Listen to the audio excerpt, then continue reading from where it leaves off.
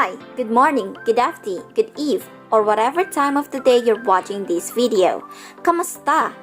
I am Lady and I am your accounting seatmate for today.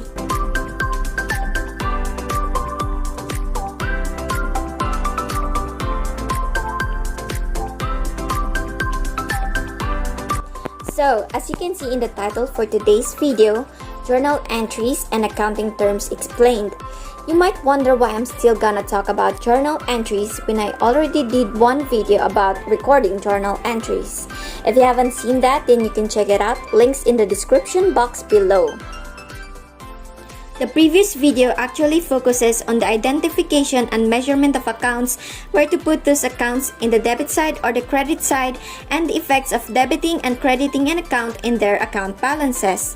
So it focused on the technical or quantitative part of the journalizing process.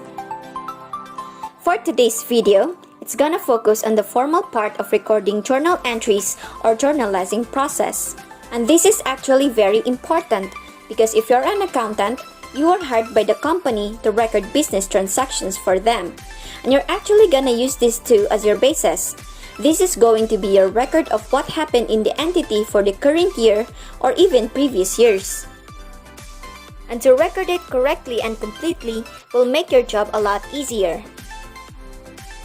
This is going to be fast and easy since now that you know how to record journal entries from the previous video.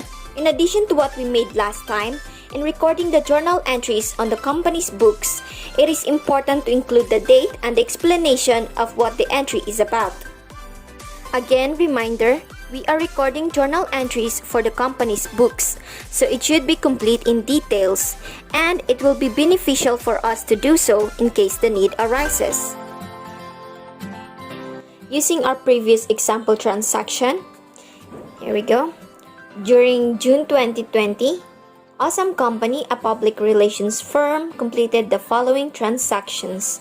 So first transaction, on June 1, Lady started her own business by depositing cash of 500,000 in a bank account in the name of Awesome Company.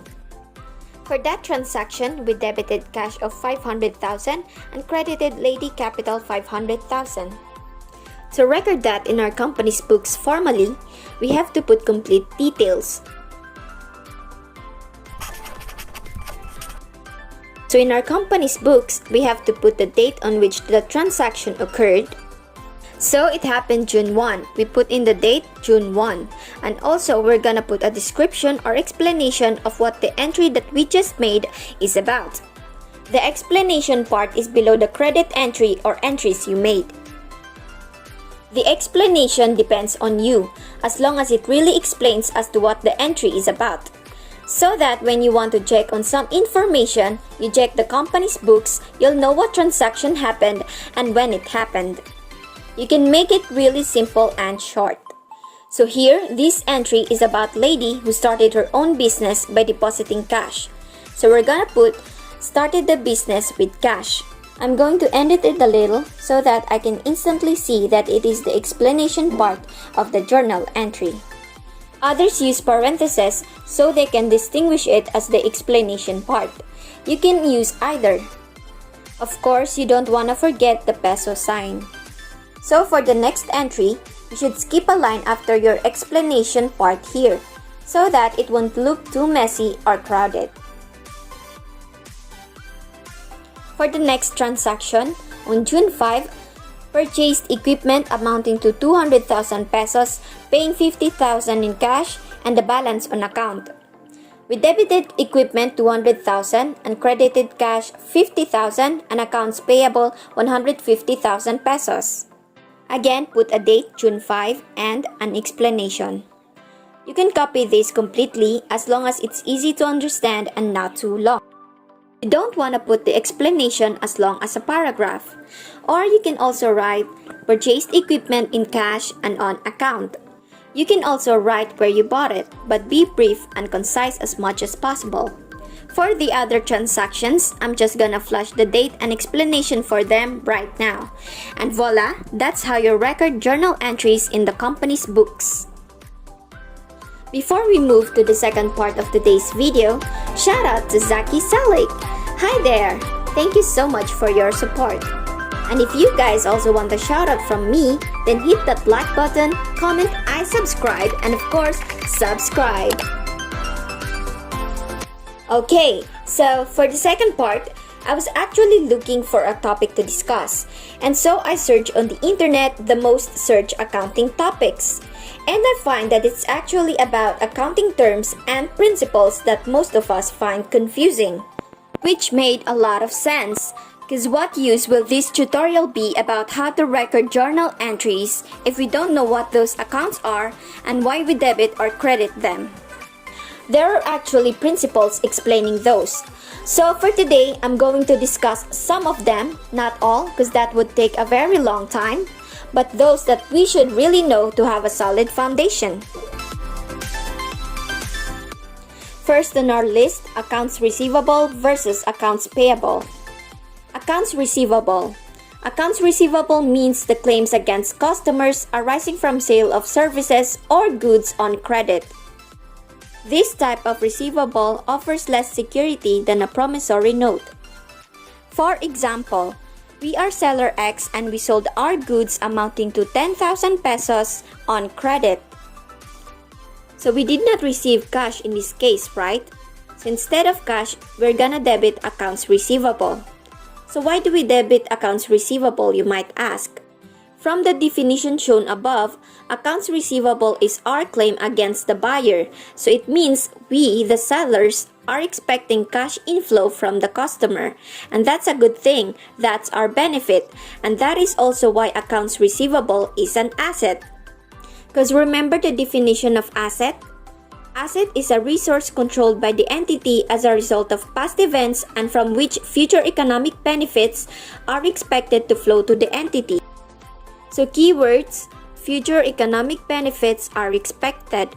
And in accounts receivable, we are expecting cash inflow, a benefit. So definitely accounts receivable is an asset.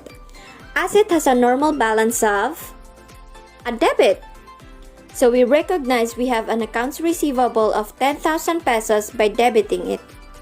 Accounts receivable debit 10,000 pesos. Our credit will be sales account, since we gain our inflow or benefit here because we sold our products. So credit sales 10,000 pesos. Next, accounts payable. Accounts payable represents the reverse relationship of the accounts receivable. By accepting the goods or services, the buyer agrees to pay for them in the near future. Assuming this time we are the buyer, we purchased goods amounting to 10,000 pesos on account. So our entry here will be, first, we record what we gained, the goods. That's our purchases, and that's an inflow, a benefit, so we debit it in. Purchases, 10,000 pesos. And what is our outflow, or what did we give in order to acquire these goods? So actually, we incurred a liability, and that is our accounts payable. Payable meaning we have to pay it in the future. That's not a good thing. That will result in an outflow of our money or our resources, not now but in the future. So that's our liability. To recognize we have a liability, specifically accounts payable, we credit it, 10,000 pesos. The double entry accounting system. It is introduced by Luca Pacioli, also known as the father of accounting and bookkeeping. The double entry accounting system means that for each and every business transaction, amounts must be recorded in a minimum of 2 accounts. It also requires that for all transactions, the amounts entered as debits must be equal to the amounts entered as credits. This is what I've mentioned before, that there should be at least 1 debit entry and at least 1 credit entry in every transaction we are making journal entries for. In every should give, there exists a should have or should receive. Next, the fundamental concepts. So these are the concepts that underlies the accounting process, and they are the following.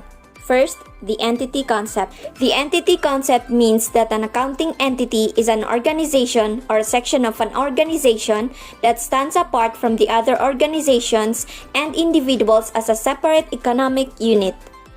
In other words, the transactions of different entities should not be accounted for together.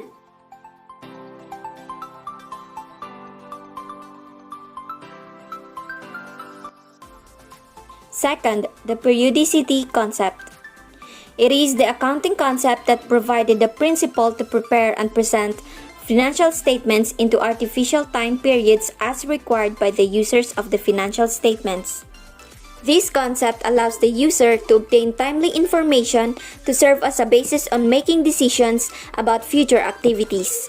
1 year is the usual accounting period. Speaking of accounting periods, accounting period refers to the fixed time period during which all accounting transactions are recorded for and financial statements are prepared for. There are two types of accounting periods. First, the calendar year. It starts from January 1 and ends on December 31 of the same year. The second type is the fiscal year. It starts from the first day of any month other than January.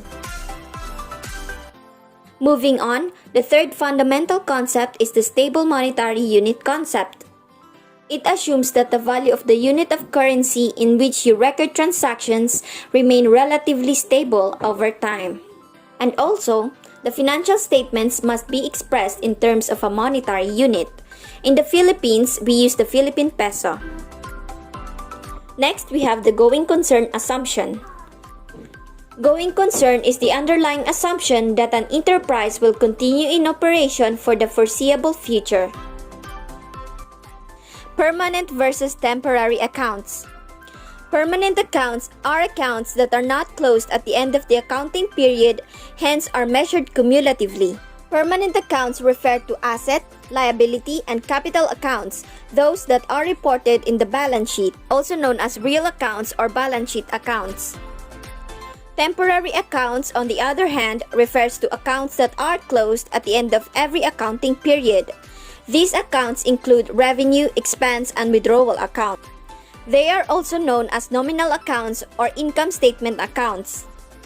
They are closed to prevent their balances from being mixed with those of the next period.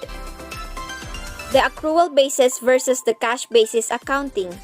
The accrual basis accounting states that the effects of transactions and other events are recognized when they occur, even if the resulting cash receipts and payments occur in a different period, regardless of when cash is received or not. This means that the accountant records revenues as they are earned and expenses as they are incurred. The cash basis accounting, however, the accountant does not record a transaction until cash is received or paid.